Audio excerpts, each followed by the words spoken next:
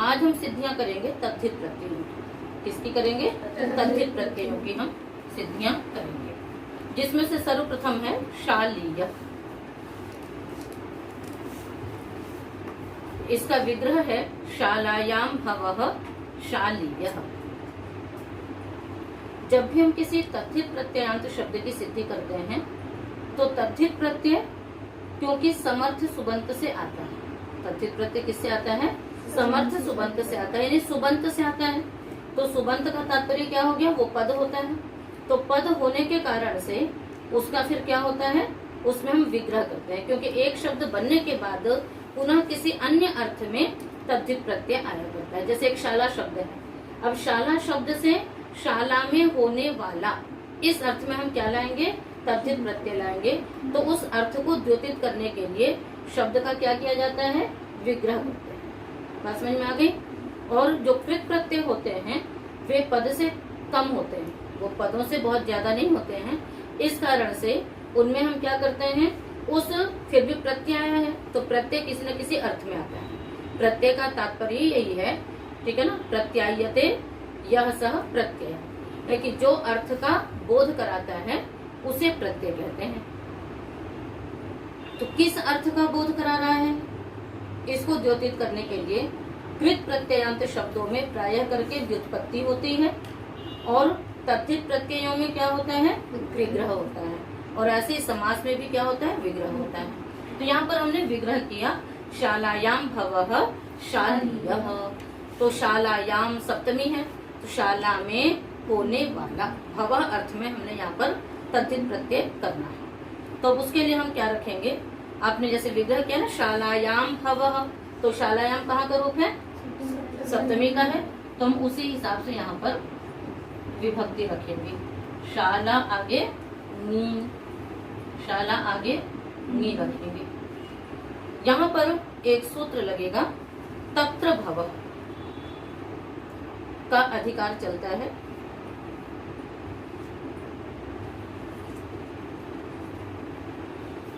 ठीक, अब उससे पहले तत्र भवः के अधिकार में, तत्र भवः सूत्र वो सामान्य रूप से कहता है कि सप्तमी समर्थ प्रातिपदिक से भव अर्थ में यथाविहित अण प्रत्यय होता है, किंतु फिर उसका अपवाद है वृद्धाच्छ। उसका अपवाद सूत्र क्या है? वृद्धाच्छ। वृद्धाच्छ सूत्र निकालिए, कहाँ है?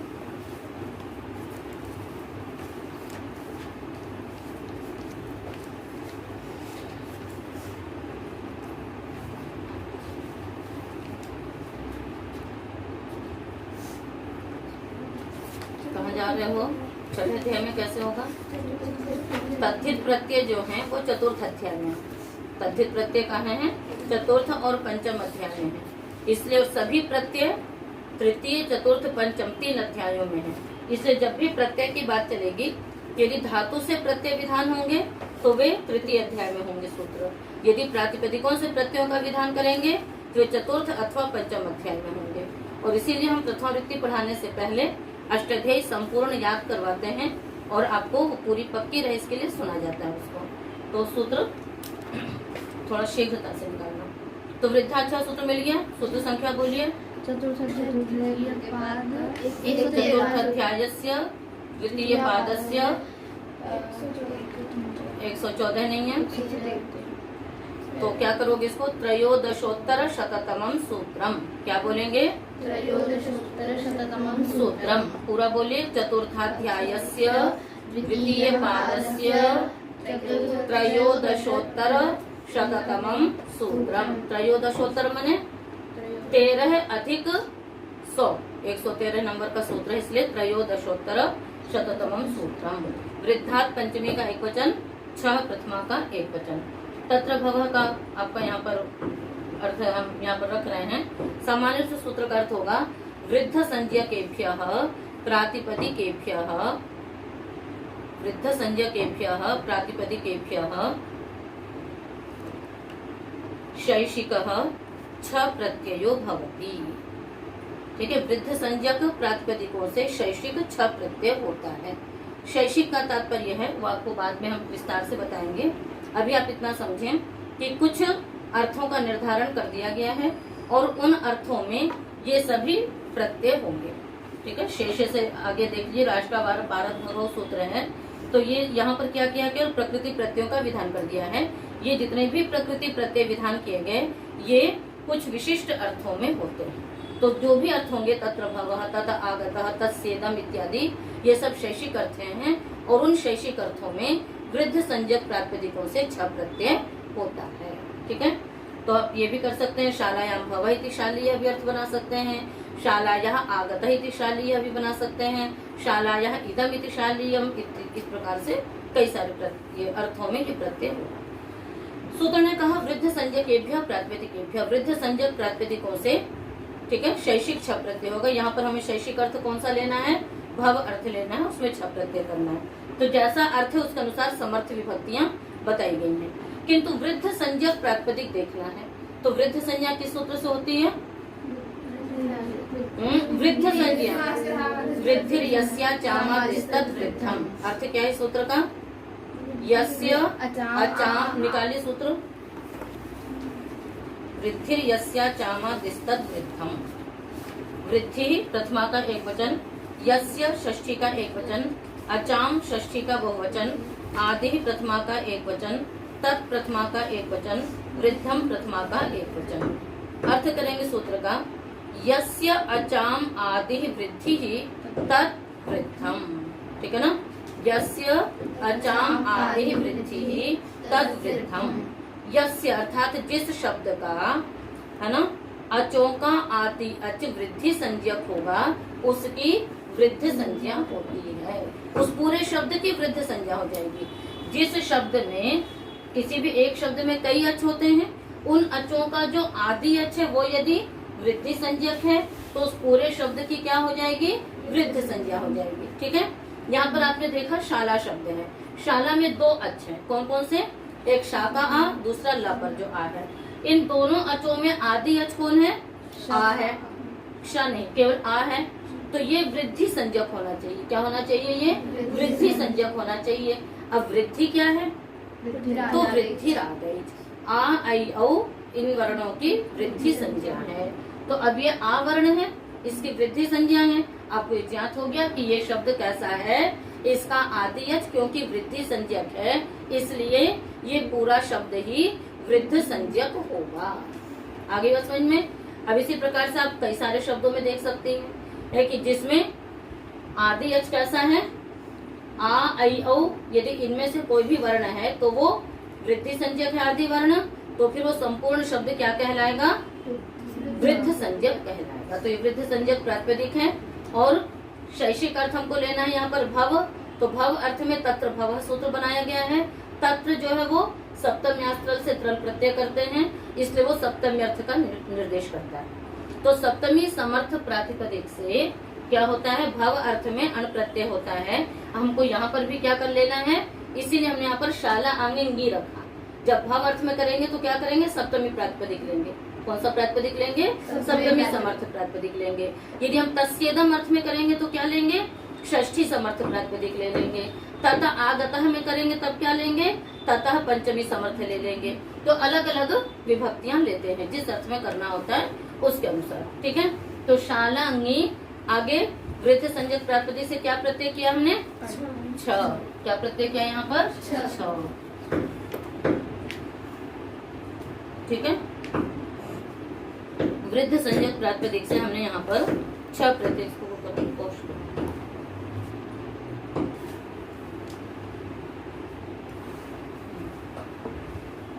तो आपने यहाँ पर छ प्रत्यय कर लिया। अब उसके पश्चात इस छ प्रत्यय की क्या होगी, और वृद्धाच्छ का जो अपने अर्थ क्या था, वृद्ध संज्ञकेभ्यः प्रातिपदिकेभ्यः, तो यहाँ प्रातिपदिक का अधिकार भी चल रहा है। यहाँ पर छ प्रत्यय परश्च भवति, छ प्रत्यय होता है और वह परे होता है। अब इसकी हमने क्या कर ली, तद्धिताः सूत्र लगाया हमने। क्या सूत्र लगाया, तद्धिताः।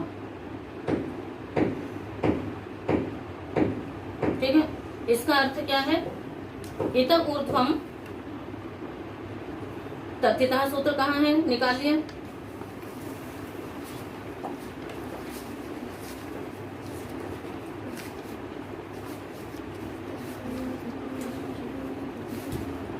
तद्धितः क्या के बोलो? मिला सूत्र? सूत्र संख्या वदत। प्रथम पाद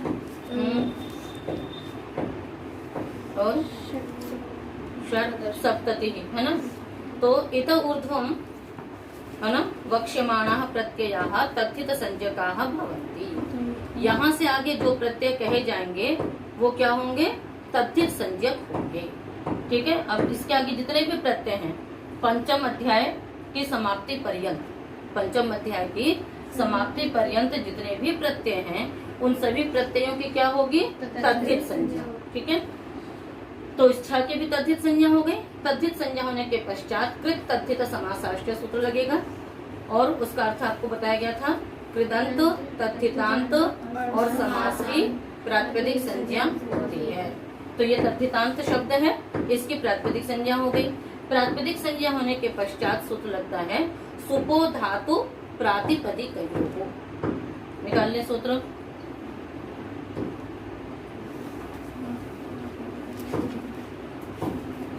शीघ्रता से निकालो। सुपो धातु प्रातिपदिकयोः। धातोः है ना प्रातिपदिकस्य च अवयवस्य सुपः लुक् भवति। न्यक्षत्रियार्ष तो योनि लुगणयोः सूत्र से लुक् की अनुवृत्ति आ रही है। तो अर्थ होगा धातु प्रातिपदिकयोः अवयवस्य सुपः लुक् भवति। धातु और प्रातिपदिक के अवयव सुप का लुक् होता है। अब आपने इसकी प्रातिपदिक संज्ञा कर ली है तद्धितांत की। इसका अवयव जो सुप क्या हैंगी है उसका क्या हो जाएगा? लुक हो जाएगा। तो शाला आगे छड़ा। ठीक है। लुक का तात्पर्य क्या होता है? प्रत्यय से लुक श्लुलुपः, प्रत्यय के आदर्शन की लुक श्लुलुप संज्ञा होती है। तो आदर्शन हो जाना यानी प्रत्यय का क्या हो गया? आदर्शन हो गया। यही इसका लुक संज्ञा होने का कार्य है। तो शाला आगे छ। अब इसके पश्चात यस्मात् प्रत्यय विधि तदादि प्रत्ययंगम, इस सूत्र का अर्थ हम आपको कल बता चुके हैं कल के पाठ में। तो छह प्रत्यय के परे रहते शाला की क्या हो जाएगी? अंग संज्ञा हो गई। अंग संज्ञा होने के पश्चात एक सूत्र लगेगा यथा ये आय नेयी नीयी यह फ ढ ख छ भाम प्रत्ययादीना। निकालें सूत्र। सप्तमाध्यायस्य प्रथम पादस्य द्वितीयं सूत्रम्। सप्तम अध्याय के प्रथम पाद का द्वितीय सूत्र है आयनेयी नीयः फ ढ ख छ भाम प्रत्ययादीना। ठीक है। अर्थ करेंगे। पहले आप इसको अलग अलग करेंगे। प्रत्ययादीनाम है ना, और अंगस्य का अधिकार आ रहा है तो अंग संबंधी नाम। क्या अर्थ होगा सूत्र का? अंग संबंधी नाम प्रत्ययादीनाम फ ढ ख छ घ इत्येतेषां स्थाने यथा संख्यम आयन एय इय ईन इय। ठीक है ना। इत्येते आदेशाः भवन्ति। पुनः अंग संबंधिनां प्रत्ययादीनां फ ढ ख छ भाम इत्येतेषां स्थाने यथा संख्यम आयन एय ईन ईय इय इत्येते आदेशाः भवन्ति। अंग संबंधी प्रत्यय के आदि फ ढ ख छ अ। ठीक है। इनके स्थान में क्रमशः फ के स्थान पे आयन, ढ के स्थान पे एय, ख के स्थान पे ईन, छ के स्थान पे ईय और घ के स्थान पे ईय। ठीक है। देख लिया आप लोगों ने।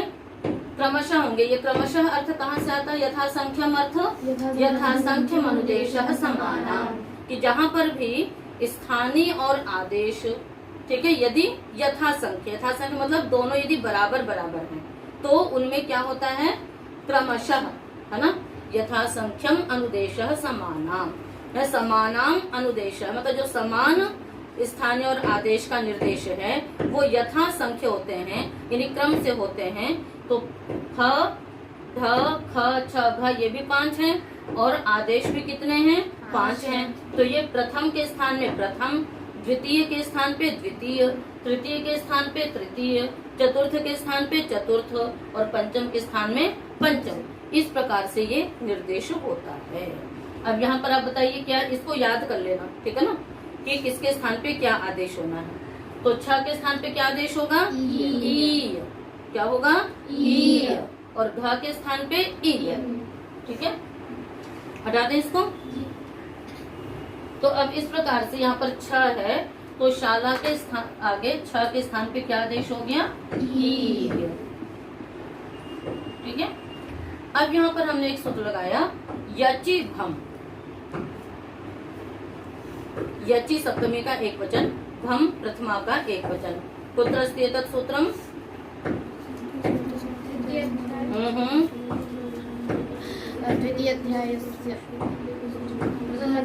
प्रथम अध्यायस्य चतुर्थ पादस्य अष्टादशम सूत्रम। ऊपर से स्वादिश्व सर्वनाम स्थाने के निवृत्ति आ रही है। अर्थ सूत्र का यकारादौ अजादौ स्वादौ च प्रत्यये परतः पूर्वम भसंज्ञकम भवति, ठीक है ना। और असर्वनाम स्थाने भी था तो उसको सबसे पहले आप लगा लीजिए, है ना। असर्वनाम स्थाने यकारादौ अजादौ स्वादौ प्रत्यये परतः पूर्वम भसंज्ञकम भवति। सर्वनाम स्थान भिन्न, असर्वनाम स्थान का अर्थ क्या हो गया? सर्वनाम स्थान भिन्न यकारादि अजादि स्वादि। स्वादि का मतलब क्या है? स्वौ जसमौट के सु से लेकर के उरह प्रभृतिभ्य का अंतिम प्रत्यय। पहला प्रत्यय कौन सा है? सु। प्रातिपदिक से होने वाले प्रत्ययों में सबसे पहला प्रत्यय क्या है? सु। और सबसे अंतिम प्रत्यय क्या है? कप। उरह प्रभृतिभ्य कप से जो कप होता है, ये पूरे स्वादि के अंतर्गत आ गए। तो ये जितने भी स्वादि प्रत्यय हैं, इन स्वादि प्रत्ययों में सर्वनाम स्थान संज्ञक प्रत्ययों को छोड़कर, सर्वनाम स्थान संज्ञा किनकी होती है? हम और, ठीक है। इन 5 प्रत्ययों को छोड़ करके शेष जो यकारादि और अजादि प्रत्यय हैं, यकारादि और अजादि प्रत्यय हैं, उनके परे रहते पूर्व की क्या होती है? भा संज्ञा होती है। अब आप देखिए, छ प्रत्यय स्वादि प्रत्यय है ना। छ के स्थान पे आपने ई किया है, ये कैसा है? सर्वनाम स्थान संज्ञा भी इसकी नहीं हुई है, तो सर्वनाम स्थान भिन्न है। यकारादि और अजादि होना चाहिए, तो ये अजादि प्रत्यय है। अजादि प्रत्यय के परे रहते पूर्व की क्या हो गई? भा संज्ञा। पूर्व की क्या हो गई? भा संज्ञा। एक बात और ध्यान में रखिएगा आप लोग कि जो फ, ढ, ख, छ, घ के स्थान पे आप आदेश कर रही हैं, सूत्र ने कहा था प्रत्यय के आदि, तो प्रत्यय के आदि को आदेश होगा और जो छ का अ बचेगा वो शेष रहेगा। तो जो ई है उसमें अ क्या होगा? मिल जाएगा। छ का अशेष बच गया था, प्रत्यय के आदि केवल छ मात्र को होगा आदेश, ठीक है। और छ का अ इसमें मिल जाएगा, तो ये क्या बन जाएगा? ई, ठीक है ना। तो इस प्रकार से शाला आगे ई है। चलिए, अब यहाँ पर आपने ई के परे रहते शाला की भाषंज्ञा कर ली। अब भाषंज्ञा करने के बाद एक सूत्र लगेगा यस्येति च। भस्य के अधिकार में है ये सूत्र, 6ठे अध्याय के चतुर्थ पाद में। भस्य सूत्र भी 6ठे अध्याय के चतुर्थ पाद में है, जिसका अधिकार पाद पर्यंत चलता है। यस्येति च सूत्र निकाल लीजिए। उसके पहले सूत्र है 144 नंबर का नस्तद्धिते। मिला? 144 नंबर का नस्तद्धिते सूत्र है, ठीक है। इसका भी अधिकार आपका पाद पर्यंत चलता है, इसका भी अधिकार पाद पर्यंत चलता है। इसका अर्थ करेंगे सूत्र का यस्य षष्ठी का एक वचन, इति सप्तमी का एक वचन, च अव्ययपद। यस्य में 2 वर्ण हैं, इश्च अश्च, इति य, ठीक है ना। ई के स्थान पे आदेश हो गया तो य और अ मिल गया। अर्थ करेंगे सूत्र का भसंज्ञकस्य इवर्णान्तस्य अवर्णान्तस्य अंगस्य भसंज्ञकस्य इवर्णान्तस्य अवर्णान्तस्य अंगस्य लोपो भवति। लोपः की भी वृत्ति आ रही है, ढे लोपो कद्रवाह से, ढे लोपो कद्रवाह से, ठीक है। 156 तक इसकी वृत्ति जाती है। तो अर्थ हो जाता है भासंज्ञकस्य इवर्णस्य अवर्णस्य लोपो भवति इति तद्धिते च परतः। इति, ई दीर्घ लिखना, इति तद्धिते च परतः। भासंज्ञकस्य इवर्णस्य अवर्णस्य, भासंज्ञक इवर्ण और अवर्ण का लोप होता है ईकार परे हो अथवा तद्धित परे हो। तो भासंज्ञा आपने की थी, और इवर्ण अवर्ण में तीनों आ जाते हैं, ह्रस्व दीर्घ प्लुत, आपको मालूम है। तो अवर्ण में आ भी आ जाएगा, तो इसका लोप करेंगे। किसके परे रहते? ईकार अथवा तद्धित के परे रहते। ईकार क्या चीज है? नी, नीश, नी का जो ई बचता है वो ईकार है, या फिर तद्धित परे, ये तद्धित परे है, इस तद्धित के परे रहते भासंज्ञक आ का क्या हो गया? लोप हो गया। क्या शेष बच गया? शाल, आगे ई, क्या शेष बचा? शाल ई, मिलाकर के आपने क्या बना लिया? शालीय। प्रातिपदिक संज्ञा पहले कर चुके हैं कृतज्ञता समासाष्टक से। उसके पश्चात स्वाध्युत्पत्ति की प्रक्रिया आपको मालूम है। ज्ञा प्रातिपदिकात के अधिकार में सौज समोट इत्यादि से 21 प्रत्यय लाएंगे, पुनः सभी संज्ञाएं करके द्विकयो द्विवचन के वचन से एक वचन सु ले आएंगे, और फिर उसके बाद सु को रुत्व विसर्ग करके क्या बना लेंगे? शालीय बन गया, है ना शब्द। इसी प्रकार से मालायाम भवः इति मालीय। तो शाला में होने वाला कोई भी वस्त्र है, घट है, घट पट कुछ भी, सबको आप कह सकते हैं शालीय, ठीक है। तो ये शालीय बना। इसी प्रकार से मालायाम भवः इति मालीय, ठीक है। अब इसके पश्चात आपका एक सूत्र है, सूत्र नहीं सिद्धि करेंगे हम उदाहरण की। औपगवः, क्या है? औपगवः।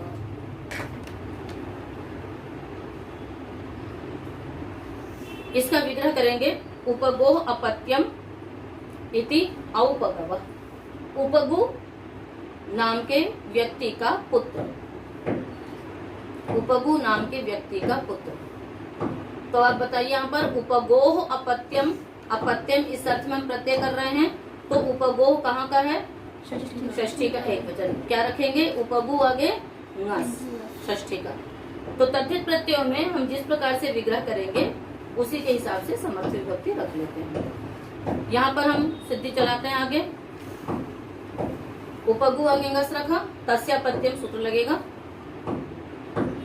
तस्यापत्यम सूत्र फटाफट बोलो।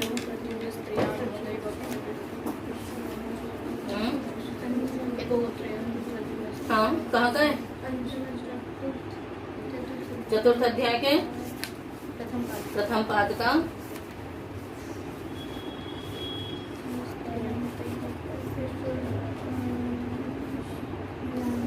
हम्म, 92 नंबर का सूत्र है ना, द्विनवति। सूत्र का अर्थ होगा तस्य है तो कौन सा समर्थ लेंगे? शाबाश, अर्थ करिए। षष्ठी समर्थात, बोलिए बोलिए। समर्थात प्रातिपदिकात अपत्यम इत्येतस्मिन् अर्थे यथा विहितम प्रत्ययो भवति। क्या अर्थ हुआ? बोलिए सब लोग।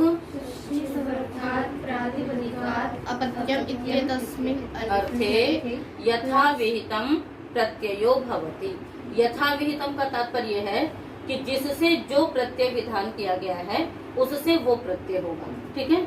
तो यहाँ पर सामान्यतया तेन दिव्यति खनति जयति जितम, इस सूत्र से पहले पहले जितने भी अर्थों का निर्देश किया है उनमें सामान्य रूप से अण प्रत्यय का विधान किया गया है। किसका विधान किया गया है?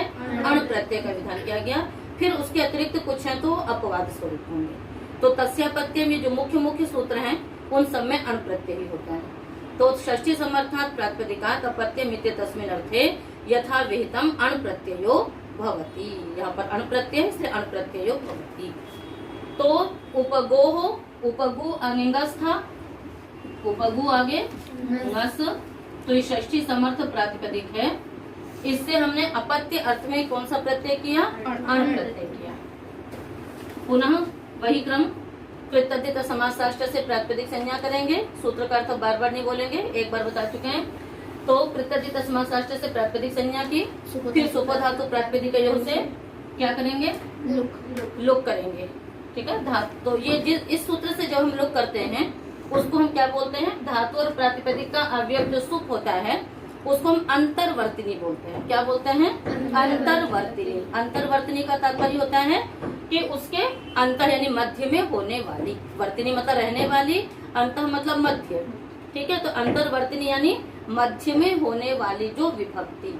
तो हम इसको सामान्य रूप से क्या शब्द का प्रयोग करेंगे, अंतरवर्तिनी विभक्ति का लुक।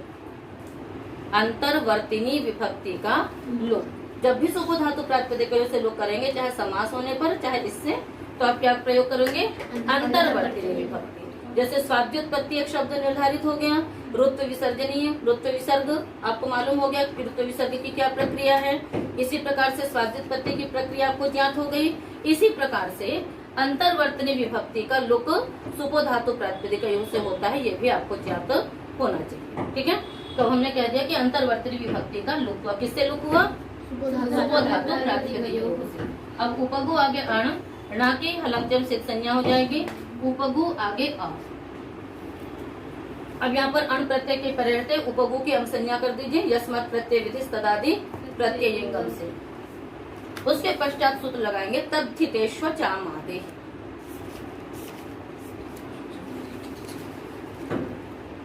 तद्धितेष्व चामादे है वृद्धि करने वाला सूत्र है ये, सप्तम अध्याय के द्वितीय पाद में।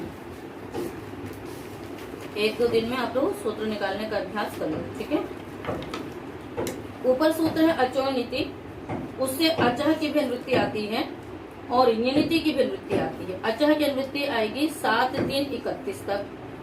लगाइए अनुवृत्ति। आप जब भी प्रथमावृत्ति पढ़ने बैठिए लाल पेन अथवा लाल पेंसिल लेकर के बैठेंगे, क्योंकि अनुवृत्तियां आपको लगानी होंगी। अचोनिति से अचह की अनुवृत्ति 7-3-31 तक जाएगी। यनिति की अनुवृत्ति 7-3-35 तक जाएगी।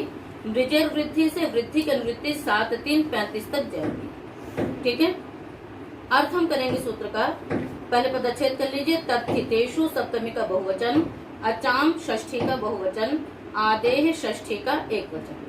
यनिति की अनुवृत्ति आ रही जो कि सप्तमी का है, तो यनिति तद्धिते परतः।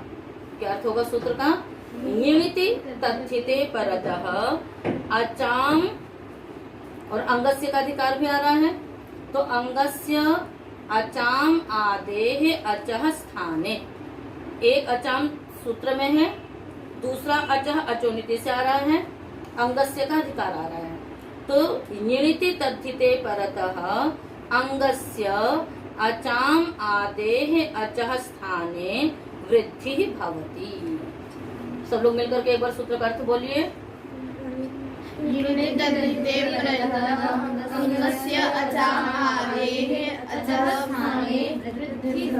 हाँ, वृद्धि भवति।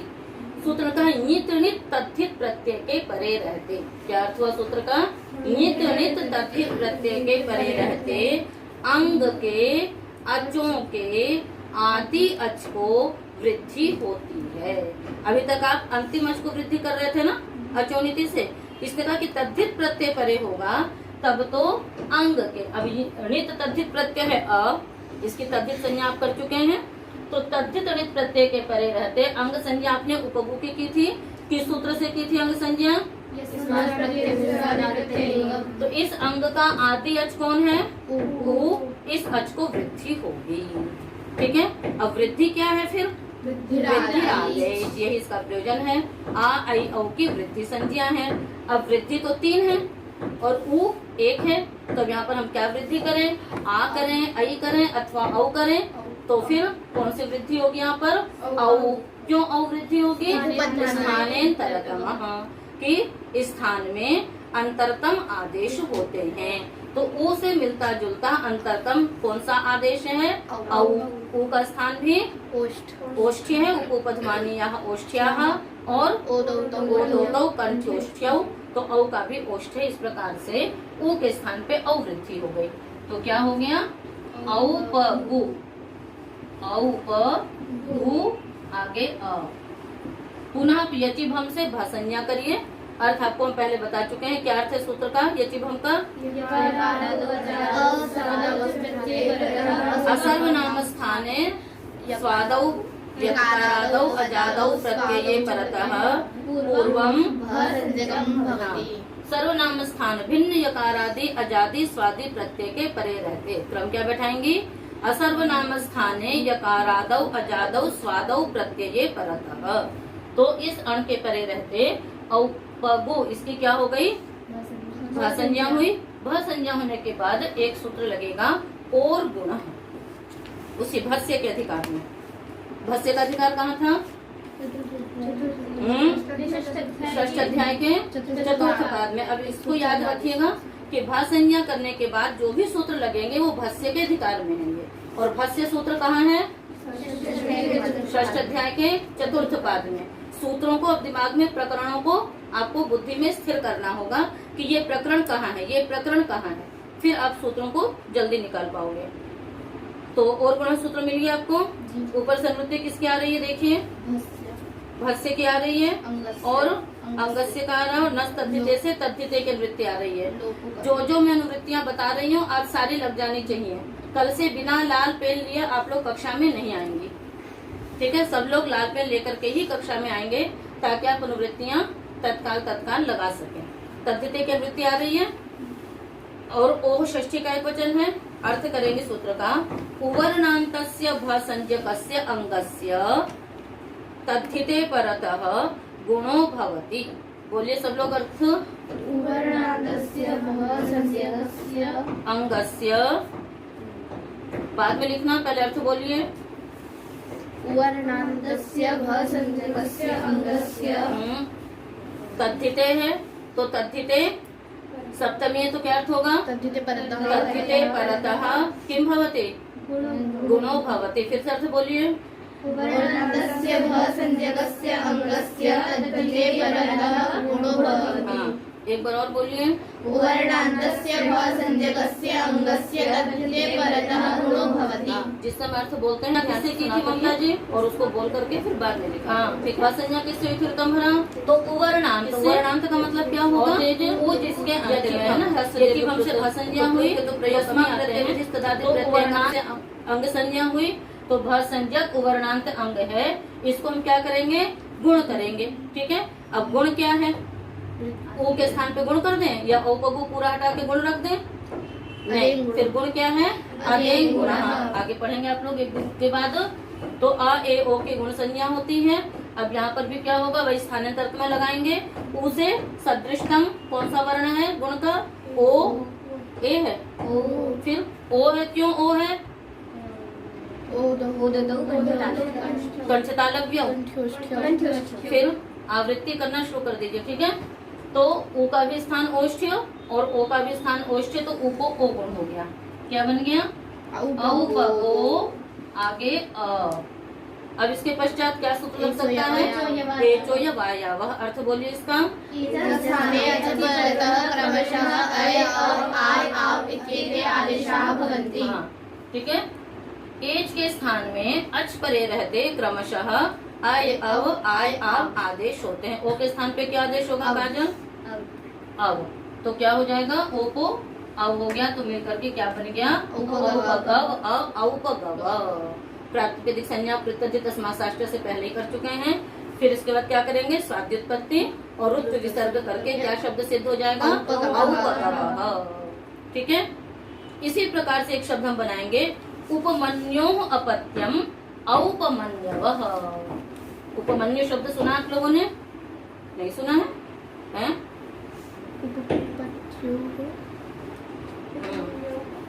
उपमन्योः अपत्यम, महर्षि धौम्य ऋषि के शिष्य थे ना उपमन्यु, आरुणि और वेद। इनकी गुरु भक्ति प्रसिद्ध है। उपमन्यु आचार्य हुए, ठीक है? तो उनकी गुरु भक्ति की जो कथा वो आपको बाद में बताएंगे। तो उपमन्यु है। उपमन्यु का जो अपत्य वो औपमन्यव, बिल्कुल कोई भी नया सूत्र नहीं है। उसी प्रकार से उपमन्युंगस तस्यापत्यम सण प्रत्यय कर लेंगे। उपमन्युंगस अण तद्धित संज्ञा अंतर्वर्तनी विभक्ति का लुक। उपमन्यु अ, उसके पश्चात तद्धितेषु चामादेश से आदेश को वृद्धि, उ को औ वृद्धि हो जाएगी, औपमन्यु अ, फिर क्या लगेगा, यदि हम से भाषण्या करेंगे, हाँ उसके बाद और गुणा से गुण करके औपमन्यो अ, उसके पश्चात आदेश करके औपमन्य वह। ठीक है। इसी प्रकार तद्धित का ही अभी एक और है उदाहरण, ऐतिकायन। क्या है, ऐतिकायन। इति कस्य गोत्रापत्यम, इति कस्य गोत्रापत्यम इति ऐतिकायन। इतिक नाम के ऋषि हुए, उनका जो गोत्रापत्य, गोत्रापत्य कौन होगा आपको मालूम है, जो तीसरी संतान होती है। अपत्यम पौत्र प्रभृति गोत्रम से पौत्र प्रभृति, यानी जो पौत्र मतलब जो तीसरी संतान, तो तीसरी संतान से नीचे तक की जो भी संतानें होंगी उनको हम क्या कहेंगे, गोत्र कहेंगे। यानी तीसरी संतान, जो औपगवः बनाया था वो दूसरी संतान के लिए था, और जब हमें तीसरी संतान को कहना होगा तो उसको क्या कहेंगे, गोत्रापत्य। तो इति कस्य गोत्रापत्यम इति ऐतिकायन। आपको लग रहा होगा इतिक शब्द से ऐतिकायन कैसे बन जाएगा, है ना, किंतु बहुत आसानी से बन जाएगा। क्या स्थिति रखेंगे, इति कस्य है तो इतिक आगे ngस, इतिक आगे ngस, उसके पश्चात हम एक सूत्र लगाएंगे, नडादिभ्यः फक्, तस्यापत्यम का अधिकार आपका चलता है। तस्यापत्यम सूत्र मिल गया, इससे पहले आया था नडादिभ्यः फक्, उसी लाइन में 99 नंबर का सूत्र है। उसमें गोत्रे कुंजादिभ्यः से गोत्रे की अनुवृत्ति आ रही है, और ऊपर तस्य है ही प्रातिपदिकात का अधिकार चल रहा है। सूत्र का अर्थ होगा, षष्ठी समर्थेभ्यः नडादिभ्यः प्रातिपदिकेभ्यः गोत्रापत्ये, गोत्रे आ गया ना तो क्या अर्थ हो जाएगा उसमें, गोत्रापत्ये फक् प्रत्ययः परश्च भवति। फिर से एक बार बोलिएगा सूत्र का अर्थ, षष्ठी समर्थेभ्यः नडादिभ्यः प्रातिपदिकेभ्यः गोत्रापत्ये फक् प्रत्ययो परश्च भवति। ठीक है ना। षष्ठी समर्थ नटादि प्रातिपदिकों से गोत्रापत्य अर्थ में फक् प्रत्यय होता है और वह परे होता है। एक बार संस्कृत में आप लोग सब लोग मिलकर अर्थ बोलिए, षष्ठी समर्थेभ्यः नडादिभ्यः प्रातिपदिकेभ्यः गोत्रापत्ये फक् प्रत्ययः परश्च भवति। फक् प्रत्ययः परश्च भवति, प्रत्यय नहीं होगा यहाँ पर क्योंकि प जो है वो अश्व नहीं है इसमें। ठीक है। तो नडादि षष्ठी समर्थ नडादि प्रातिपदिकों से गोत्र, पहले के अपत्य अर्थ में हो रहे थे प्रत्यय, गोत्र कह दिया तो गोत्रापत्य में फक् प्रत्यय होगा। गोत्र क्या आपको मैंने बताया, अपत्यम पौत्र प्रभृति गोत्र से गोत्र संज्ञा होती है, यानी तीसरी संतान को कहना होगा। तो यहाँ पर इतिक की तीसरी संतान, इस अर्थ में हमने क्या कर दिया, इतिक स्थिति क्या रखेंगे, इतिक ngस आगे फक्। ठीक है। फिर यहाँ पर वही कृतधित समास राष्ट्र से प्रातिपदिक संज्ञा करिए, सुपो धातु प्रातिपदिकयों से अंतर्वर्तनी विभक्ति का लोप कर देंगे। ठीक है। इतिक आगे फक्, यस्मात् प्रत्यय विधि तदादि प्रत्ययंगम से अंग संज्ञा होगी, फक् प्रत्यय के परे रहते इतिक की, फक् के का की हलंत्यम सिद्ध संज्ञा हो जाएगी, इतिक फक्। अब आप लोग में से कोई बता सकता है क्या सूत्र लगेगा, शाबाश, आयनेयी नीयी यह फाढ़ खच घाम प्रत्ययादीना। क्या अर्थ बताया था मैंने इस सूत्र का आपको, बोलिए, अंग संबंधी नाम प्रत्ययादीनां फढ ख छ घा इत्येतेषां स्थाने यथासंख्यम् आयन एर ईन ईय ईय इत्येते आदेशाः भवन्ति। अंग संबंधी प्रत्यय के आदि, अंग संज्ञा आपने की थी इसलिए अंग संबंधी हो गया, अंग का ये निमित्त बना, और प्रत्यय का आदि जो फ, उसके स्थान पे क्या आदेश हो जाएगा, आयन, और फ का अशेष बच जाएगा, तो मिलकर के क्या बन गया, आयन। इतिक आगे आयन। अब आप देखो, जब कृत प्रत्यय होता है तब तो किंगिति जैसे गुण का निषेध हो जाता है, कित प्रत्यय के परे रहते, किंतु तद्धित में कित प्रत्यय के परे रहते वृद्धि का विधान किया गया। सूत्र है किति च, तद्धितेषु चामादेह के बाद ही है, निकाल लीजिए सूत्र, सप्तम अध्याय तृतीय पाद का हाँ, सप्तम अध्याय के द्वितीय पाद का आखिरी सूत्र। हाँ, अंतिम सूत्र। प्रयास क्या करो, उर्दू शब्दों का प्रयोग न हो, ठीक है। अंतिम सूत्र अर्थ बिल्कुल आपको उसी प्रकार से है, केवल न्यूनति के स्थान पे किति अर्थ हो जाएगा। शेष आपने जो तद्धितेषु चामादेह का अर्थ किया था वही अर्थ यहाँ पर भी लगाइए। अनुवृत्तियां उसी प्रकार से आ रही हैं। तद्धितेषु चामादेह पूरे सूत्र की अनुवृत्ति आएगी जो जाएगी 7, 3, 31 तक। अर्थ करेंगे सूत्र का। तद्धिते किति प्रत्यये परतः अंगस्य अचाम आदेः अचः स्थाने वृद्धि होती है। हाँ, सब लोग एक बार फिर से मिलके बोलिए। तद्धिते किति प्रत्यये परतः अंगस्य अचाम आदेः अचः स्थाने वृद्धि भवति। हाँ, तद्धित कित प्रत्यय के परे रहते अंग के अचों के आदि अच को वृद्धि होती है। ये आयन फक के स्थान पे हुआ है तो फक कित है तो आयन भी क्या मानेंगे, हम कित मानेंगे। तो इस तद्धित कित प्रत्यय के परे रहते जो ये अंग है, क्या है आपका इतिक, इस अंग के अचों का आदि अच क्या है, ई है, इसको वृद्धि हो जाएगी। ई को क्या वृद्धि करेंगे, आई। क्या वृद्धि करेंगे, आई। क्या स्थान मिलाएंगे,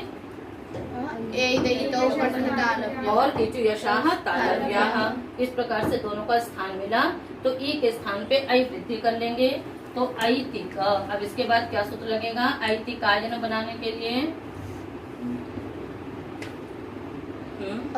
नहीं नहीं, ऐतिक आयन तो कैसे मिल जाएगा। आप लोग ध्यान में रखना कि जब भी आप तद्धित की सिद्धियां करेंगे ना तो 2-4 सूत्रों को ध्यान में रखना होगा। एक आपको यचिभम यस्येति च हमेशा ध्यान में रखना होगा। यदि इधर तद्धित प्रत्यय पहले और इधर अवर्ण है तो वहाँ पर क्या लग जाएगा, यस्येति च। भाषण्या करेंगे पहले यचिभम, ठीक है, और यचिभम के बाद यस्येति च सूत्र लगा करके आप क्या करेंगे, तद्धित के परे रहते अवर्ण का लोप कर देंगे तो क्या बन जाएगा, ऐतिक आयन मिल गया उसमें। तो क्या हो गया, ऐतिक आयन। तो यचिभम सूत्र ध्यान में रखना है और गुणः सूत्र ध्यान में रखना है। तद्धितेषु चामादेह और किति च सूत्र याद में रखेंगे। और एक सूत्र और है आपका आजनेयी निजीजा फढक चधाम प्रत्ययादि नाम, क्योंकि ज्यादातर प्रत्यय आपके इसी प्रकार के होते हैं, फ, छ, भ इत्यादि, तो उनके स्थान पे ये आदेश हो जाते हैं। तो इस प्रकार से यचिभम यस्येति च सूत्र को तो मतलब प्रायः सभी सिद्धियों में ये सूत्र लगता है यस्येति, ठीक है ना। जहाँ भी इधर तद्धित प्रत्यय मिला और इधर अवर्ण हुआ तो उसमें आपको ये लगाना है। यदि उकारांत शब्द है तो और गुणः लग जाएगा। इस प्रकार से तो यस्येति च सूत्र को ध्यान में रखा करो, ठीक है ना। बन गया ऐतिक आयन। सुनने में लग रहा था इतिक शब्द से ऐतिक आयन कैसे बनेगा, 1 मिनट में बन गया। फ के स्थान पे सिद्धायन आदेश किया, इतना बड़ा शब्द सिद्ध हो गया। तो ऐतिक आयन, आगे स्वात्युत्पत्ति और रुत्व विसर्ग करके ऐतिक आयन। इसी प्रकार आपका एक शब्द है अश्वल, अश्वलस्य गोत्रापत्यम इति